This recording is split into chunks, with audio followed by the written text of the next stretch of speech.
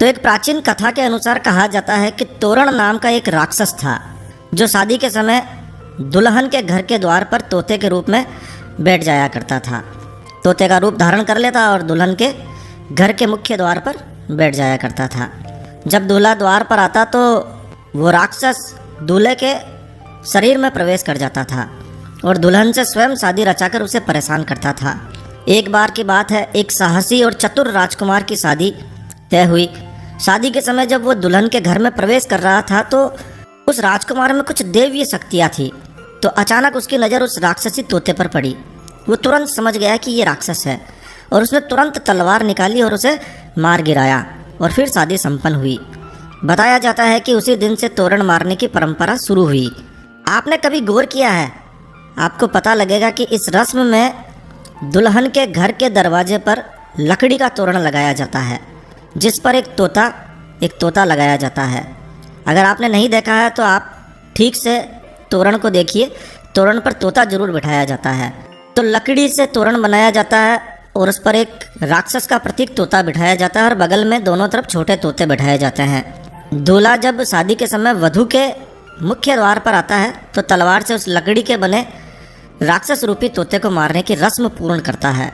गाँवों में तोरण का निर्माण खाती के द्वारा किया जाता है, लेकिन आजकल बाजार में सुंदर सुंदर तोरण मिलने लगे हैं। कुछ तोरण तो चाइनीज़ तोरण हैं जिस पर गणेश जी और स्वास्तिक जैसे धार्मिक चिन्ह अंकित किए होते हैं।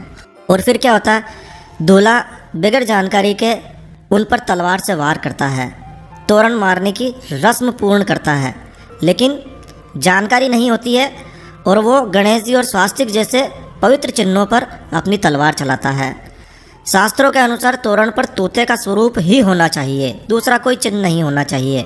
लेकिन इन दिनों तोते की जगह तोरण पर गणेश जी या अन्य धार्मिक चिन्ह अंकित कर दिए जाते हैं।